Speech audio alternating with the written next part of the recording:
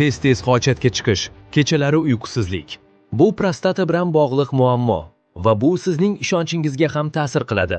Ammo bizda yechim bor. Lidos tabiiy tarkibga ega, halol va ishonchli mahsulot. Prostata muammolarini yengillashtirishga, erkaklar jinsiy faolligini oshirishga yordam beradi va kundalik hayotda o'zingizni yengil hamda ishonchli his qilishingizga ko'maklashadi. Lidos, siz ham kechiktirmang. Hozir qo'ng'iroq qiling. Kod 70li 018 94 55. Trump Venezuelani AQShning 51-shtatiga aylantirish imkoniyatini jiddiy ko'rib chiqayotganini ma'lum qildi. Fox News. Eron va AQSh o'rtasidagi muzokarada asosiy to'siq bo'lib, Tehronning yadro dasturi qolmoqda. Wall Street jurnali. Gazeta ma'lumotlariga ko'ra, Eron Qo'shma Shtatlarning taklifiga o'z javobini Pokistondagi vositachilar orqali yo'llagan. AQSh tashabbusi Eron yadro dasturini amalda muzlatib qo'yishni nazarda tutadi. Ya'ni yadroviy qurol yaratishdan voz kechish, yadroviy obyektlarning bir qismini qismlarga ajratish va uranni boyitishni 20 yil muddatga taqiqlash. Bunga javoban Tehron avval harbiy harakatlarni to'xtatish va yadro dasturi bo'yicha 30 kunlik muzokarani boshlashni taklif qilgan. Shuningdek, Tehron Eron kemalari va portlaridan cheklovlar olib tashlashi evaziga yuqori darajada boyitilgan uran zaxirasini qisman 3-davlatga olib chiqishga va Hormuz bo'g'ozini bosqichma-bosqich ochishga tayyor. Ukraina uchun tinchlik muzokarasi o'lik. Kiyev AQSh ko'magisiz uzoq davom etadigan urushga tayyorgarlik ko'rmoqda. New York Times nashrga ko'ra, Ukraina Trump ma'muriyatini tobora ko'proq tanqid qilmoqda. Washingtonni Rossiyaga zaif bosim o'tkazishda va Kiyevga ko'proq bosim o'tkazishga urinishda ayblamoqda.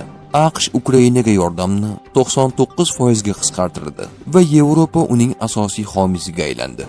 Maqolada aytilishicha, Ukraina o'zining harbiy sanoat kompleksini rivojlantirish tufayli AQShga kamroq qaram bo'lib qoldi. Kiyev allaqachon o'zining front chizig'idagi dronlarning ko'p qismini ishlab chiqaradi va Ukraina mudofaasi dronlarning 60% dan ortig'ini urib tushiradi. Biroq Ukraina AQShning patriotlari va sun'iy yo'ldosh razvedkasiga juda bog'liq bo'lib qolmoqda. Agar Rossiya jiddiy muloqotga chindan ham tayyor bo'lsa, Zelenskiy Putin bilan telefon orqali suhbatga tayyor, dedi Kirill Budanov. Netanyahu shunday deydi: Eronda mening nomimga ko'chalar qo'yishadi. Buni bilarmidingiz? Albatta Trump sharafiga ham. Chunki u bu kurashni boshqarmoqda. Men fors tilini bilmayman, ammo ular meni Bibi Jun, sevimli Bibi deb chaqirishadi. Trump AQSh qo'shinlarini Italiyadan ham olib chiqmoqchi. Bizga kerak bo'lgan paytda Italiya yo'q edi. Men esa har doim Italiyani o'z mamlakatimdek qo'llab-quvvatlab kelganman, dedi Oq uy rahbari. Lukashenko mumkin bo'lgan urush paytida quruqlikdagi amaliyotga tayyorgarlik ko'rishga chaqirdi. Aytaylik, oxirgi mojaro Isroil, Eron va Qo'shma Shtatlar o'rtasidagi qurolli to'qnashuv edi. Bu nimani ko'rsatdi? Xo'sh, ular bombardimon qilishdi. Ular bombalar va raketalar tashlashdi va ular g'alaba qozonishdimi? Yo'q. Quruqlikdagi amaliyot muqarrar va g'alaba qozonish uchun juda muhim, dedi Aleksandr Lukashenko. Ekonomist jurnalining yozishicha, deyarli 3 yil ichida birinchi marta urushdagi tashabbus Ukrainaga o'tdi. Ukraina endi vaziyatni o'zgartirib, Rossiyaga deyarli barcha jabhalarda tobora ko'proq ziyon yetkazmoqda. Rossiyaning bahorgi hujumi nafaqat muvaffaqiyatsizlikka uchradi, balki aprel oyida Rossiya qo'shinlari 2024-yil avgustdan beri birinchi marta hududiy yo'qotishlarga duch kelishdi. Rossiya so'nggi 30 kun ichida 113 kvadrat kilometr maydonni nazoratdan chiqarib yubordi. Front chiziqlari orasida taxminan 20 kilometrga cho'zilgan dronlar bilan o'ldirish zonasi Rossiyaning orqa tomoniga kengayib bormoqda. Ukraina chegarasidan deyarli 2000 kilometr uzoqlikda joylashgan iqtisodiy va harbiy nishonlarga muntazam ravishda zarbalar berilmoqda. Moshtaba Xomaniy tirik, dedi Netanyahu. Uning ahvoli qanday?